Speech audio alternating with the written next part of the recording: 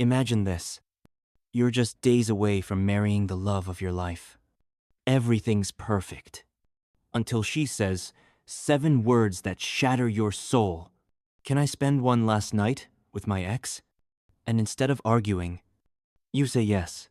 But then, you vanish. No wedding. No goodbyes. No explanation. Why would someone do that? Let me tell you why. Because not every love story is meant to end at the altar. Her name was Layla. We met 3 years ago at a mutual friend's art show in downtown Accra. She was elegant, intelligent, and emotionally deep. The kind of woman who could walk into a room and silence it. Not with noise, but with presence. At first, I didn't think I had a chance. She was still recovering from a rough breakup with her ex, Denzel. A man who, in her words, taught her love and destroyed it too. But over time, she opened up to me. Slowly, carefully, like a flower blooming in a storm. And for 3 beautiful years, we built something real. Something I thought was unbreakable.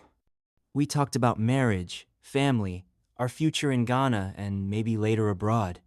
She called me home, and I believed her. I proposed in a quiet garden just outside Kumasi. She said yes, through tears. Her hands were shaking. I thought it was emotion. Now I wonder if it was guilt. We set the wedding date. Invitations were sent. Families were excited. I had never felt more sure about anything in my life. Until the week of the wedding. It was a quiet Tuesday night. We were having dinner on our balcony. She had cooked jollof and fried plantains, my favorite. But her mood was off. She barely ate. Her eyes kept darting away. Then she said it. I need to ask you something, and I know it'll sound crazy. I laughed nervously.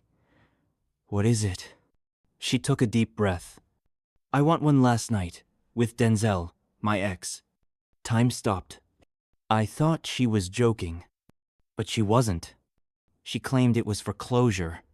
Said it was something she needed to do emotionally, not sexually. Just a final talk. One night, no secrets. She promised it wouldn't change her feelings for me. She said I was the man she wanted to marry. And here's the part I still can't believe. I said yes. People think I was weak, but I wasn't. I agreed, because I wanted to see what she'd choose when she had freedom. I needed to know if her love for me was real, if it could withstand temptation. And deep down, I think I already knew the answer. I just needed her to prove it. She dressed up more than usual. Perfume, makeup, heels. Said she was just going to talk. Said she'd be back by midnight.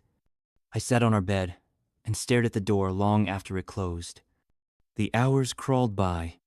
Midnight passed. Then 2 a.m. Then sunrise. She didn't come back. Around 8 a.m., I got a text. Just one line. I'm sorry. I didn't mean for it to go this way. No explanation. No honesty. Just guilt and silence. That was my answer.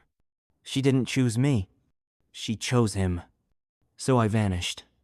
I packed a small bag, turned off my phone, left no note, no goodbye. Wedding canceled. Venue refunded. Family shocked. But I didn't care anymore. I disappeared. Because what she did wasn't just betrayal. It was betrayal with planning, with intention, with the audacity to ask me to watch. And I would not be a spectator in my own heartbreak.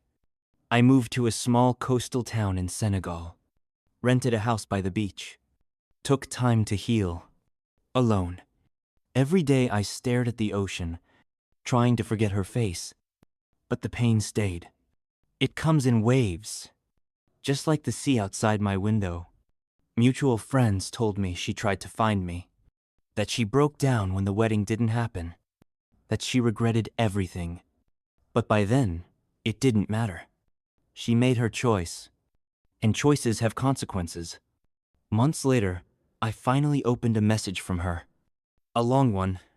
She claimed she didn't sleep with him, that she really just talked with him all night, that she was confused, that she realized too late I was the one. She begged for forgiveness, asked for another chance. But how can you love someone who asks you to step aside? For the person who broke them, I lost trust that day.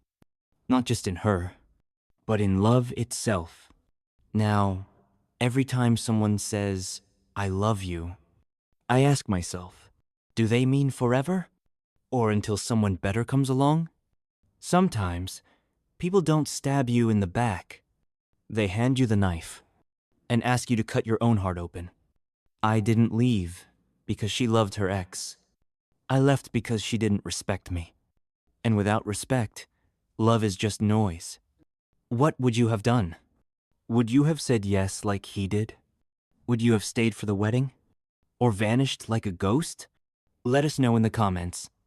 And if you've ever been betrayed in love, just remember, it's not your fault they couldn't love you right. You're not hard to love. They were just too broken to hold it. You know what hurts the most? It wasn't the betrayal. It wasn't that she saw her ex. It wasn't even that she didn't come back that night. It was the fact that she had the courage to ask me something so selfish, so reckless, and somehow believed I'd be okay afterward. Like my love could be tested without consequence. Like I'd just sit and wait while she visited the past. That's what broke me. To this day, I can't trust easily. Not because I don't want to, but because now I know what people are capable of, even the ones who promise you forever. Every good morning text feels fake. Every I miss you sounds rehearsed. And every time I feel myself falling again, I pull back, fast. Because once you've been cut that deep, you learn to flinch before anyone even lifts the knife. Sometimes, I still see her on social media, living, smiling, posting photos with fake inspirational quotes. She looks healed. But I wonder, does she ever think of that night? The night she walked out of our relationship with heels on and history in her heart? Does she ever regret choosing closure over commitment? Because I'll be honest, I think I loved her more than I've ever loved anyone. But I also know now, love without respect is just slow emotional suicide. If you've been betrayed like I was, if you've been left standing in the ashes of something you thought was real, hear this. It wasn't your fault. Their disloyalty is not a reflection of your worth. You didn't lose them. They lost you. They lost someone who could have loved them forever. And sometimes, the best thing you can do is walk away without a word. Not out of anger, but out of power. Because silence is the loudest goodbye.